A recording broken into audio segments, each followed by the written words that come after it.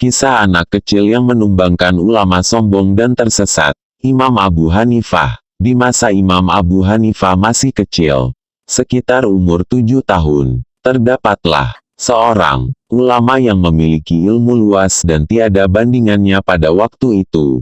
Namanya Dahriyah. Seluruh ulama pada waktu itu tak mampu menandinginya di saat berdebat, terutama dalam bab tauhid. Oleh karena dialah yang merasa pintar, maka muncullah sifat kesombongannya. Bahkan nauzubillah, akhirnya ia berani mengatakan bahwa Allah itu tidak ada. Sayangnya para ulama pun tak mampu mengalahkan dia dalam berdebat. Lalu pada suatu pagi, dikumpulkanlah para ulama di suatu majelis milik Syekh Himad, guru Imam Abu Hanifah. Dan hari itu Abu Hanifah yang masih kecil hadir di majelis itu. Maka Dahriyah naik ke mimbar, dan berkata dengan sombongnya, "Dahriyah, siapakah di antara kalian hai para ulama yang akan sanggup menjawab pertanyaanku?" Sejenak suasana hening, para ulama semua diam. Namun tiba-tiba berdirilah Abu Hanifah dan berkata, "Omongan apa ini? Jikalau seseorang tahu, pasti ia akan menjawab pertanyaanmu." Dahriyah pun menghardik Abu Hanifah. "Heh, siapa kamu hai anak ingusan? Berani kamu bicara denganku? Tidakkah kamu tahu bahwa banyak yang berumur tua, bersorban besar, para pejabat, para pemilik jubah kebesaran, mereka semua kalah dan diam dari pertanyaanku. Kamu masih ingusan dan kecil badan berani menantangku?" Abu Hanifah menjawab, "Allah tidak menyimpan kemuliaan dan keagungan kepada pemilik sorban yang besar dan para pejabat dan para pembesar, tapi kemuliaan hanya diberikan kepada al-ulama." Bertanya lagi Dahriyah dengan nada meremehkan, "Apakah kamu akan menjawab pertanyaanku?" Abu Hanifah pun menjawab, "Ya, aku akan menjawab pertanyaanmu dengan pertolongan Allah." Dahriyah mulai bertanya, "Apakah Allah itu ada?" Abu Hanifah menjawab, "Ya, ada." Dahriyah berkomentar, "Di mana dia?" Abu Hanifah menjawab, "Dia, tiada tempat bagi dia." Dahriyah tambah panas hatinya, lalu bertanya, "Bagaimana bisa disebut ada bila dia tak punya tempat?"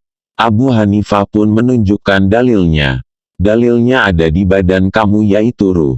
Saya tanya, kalau kamu yakin ruh itu ada, maka di mana tempatnya? Di kepalamu, di perutmu, atau di kakimu?" Dahriyah diam seribu bahasa dengan muka malu. Lalu Abu Hanifah minta air susu pada gurunya Syekh Himad. Dan Abu Hanifah bertanya pada Dahriyah, "Apakah kamu yakin di dalam susu ini terdapat rasa manis?" Dahriyah pun menjawab, "Ya, saya yakin di susu itu ada manis."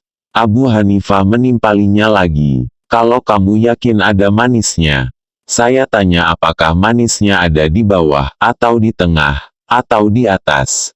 Lagi-lagi Dahriyah diam dengan rasa malu. Lalu Abu Hanifah menjelaskan, seperti ruh atau manis yang tidak memiliki tempat, maka seperti itu pula tidak akan ditemukan bagi Allah tempat di alam ini, baik di arsy atau dunia ini.